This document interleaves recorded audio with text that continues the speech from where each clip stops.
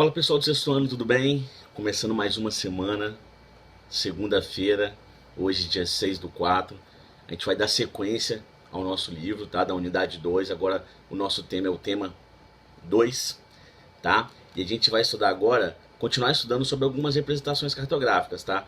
Agora o tema 2 inicia uma breve história da cartografia. Essa é a proposta do nosso título. Uma breve história sobre a cartografia.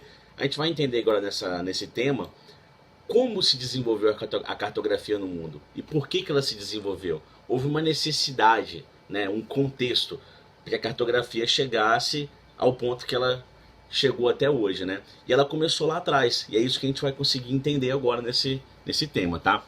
Primeiro eu queria que vocês pensassem nos mapas que a gente conhece hoje, a cartografia atual, moderna.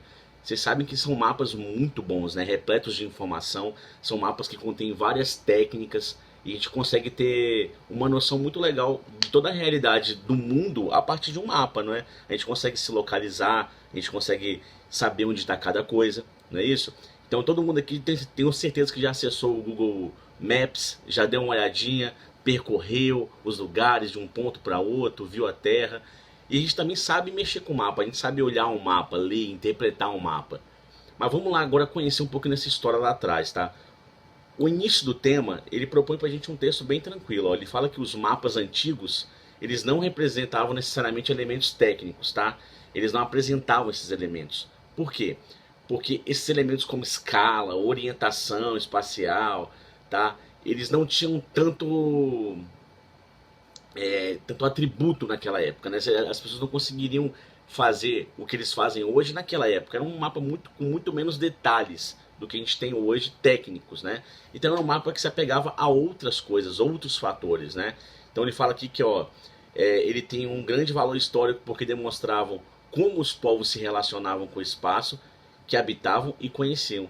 Então eu já falei com vocês no nosso vídeo anterior que os mapas serviam para os povos se localizarem, saber onde é que eles estavam, deixar até mesmo um manuscrito, um desenho em pedra, para outros povos que chegassem àquele local se localizassem também, entenderem como é que funcionava a dinâmica. Eles deixavam muitas coisas que davam pistas como era aquele local. Então eles além de se orientar, eles colocavam muitas coisas, muitos elementos que existiam naquele local. Então o mapa era responsável por dizer tudo que existia no lugar, basicamente. Só que a forma como as pessoas entendiam esse mapa é que podia variar.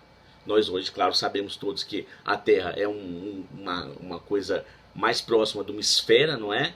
E a gente sabe que ela é bem redonda, né? Nada de terra plana.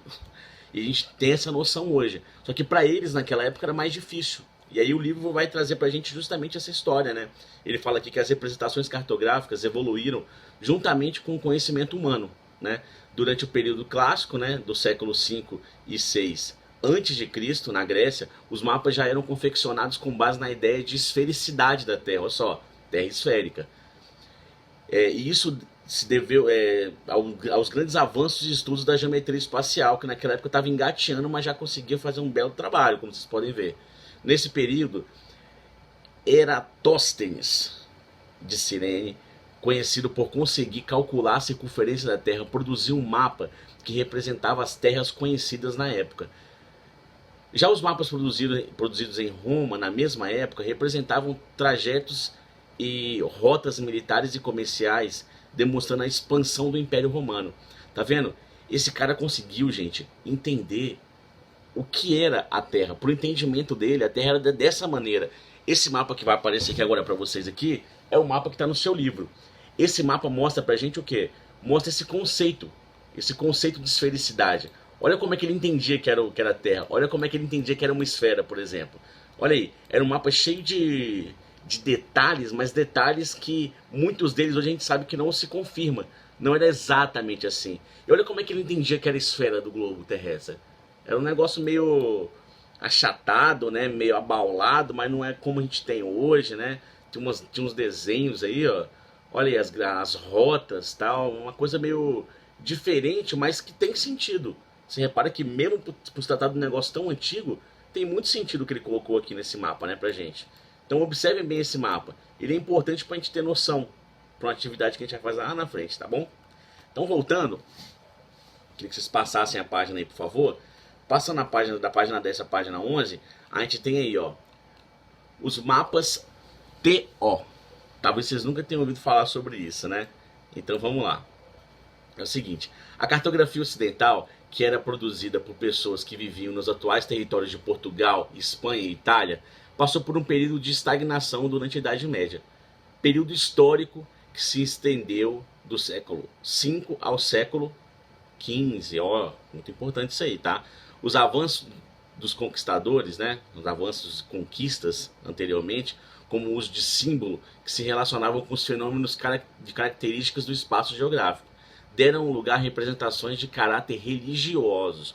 Olha só, um sincretismo totalmente religioso para os mapas também, tá?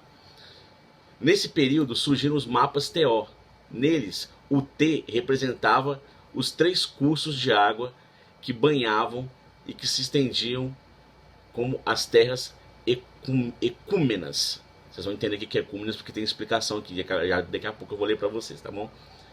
O mar Mediterrâneo separando a Europa da África, o rio Nilo separando a África da Ásia e o rio Dom, que separava a Europa da Ásia. A letra O indicava o que se acreditava ser o único oceano que circundava essas terras, né? Passava por todas elas, né? O mapa TO representava a visão católica medieval, segundo o qual, após o dilúvio, Noé teria dividido o mundo em 3 porções de terras e destinado a seus filhos, Sem, Cã e Jafé. Olha aí, ó, que história, hein? Que história diferente. Então observa o mapa que tá aí, gente, para vocês aí no livro de vocês. É um mapa que você repara que tem um T no meio. Olha aí, ó. O T simbolizando os rios e o círculo maior simbolizando esse rio que passava por todos, né? Repare que era um mapa muito mais ligado à teoria, assim, às coisas religiosas, do que um mapa para evidenciar o território, né? Pouco se utilizava de território aí. Era mais de uma simbologia cultural da época. Era um mapa mais difícil de entender. Mas reparem que o mapa ele sempre esteve presente na história da humanidade. Os mapas, eles são fonte de conhecimento há muitos anos, gente. Ter um mapa em mão representa para você saber onde você está, se localizar, se orientar. E a orientação é muito importante, tá? Repare como, desde a antiguidade, a orientação sempre teve em voga, né? Sempre teve presente. As pessoas têm necessidade de saber onde elas estão. Saber de que ponto eu estou indo, para que ponto eu vou chegar e como é que eu faço isso. Saber o percurso, se orientar é super importante. Era lá atrás e é até hoje, né? Quem nunca pegou um Google Maps para poder saber um percurso de uma viagem, por exemplo? Então esse é um mecanismo que a gente tem hoje. A gente só tem essa cartografia tão evoluída, tão digital, porque lá atrás pessoas pensaram isso pra gente também, né? E ajudaram a gente a construir um raciocínio em cima do que é a cartografia. Esse é o primeiro momento da cartografia, tá? Um contexto mais histórico. Na próxima aula a gente vai aprofundar um pouco mais esse tema de cartografia, tá certo? Gente, beijão, tchau, tchau.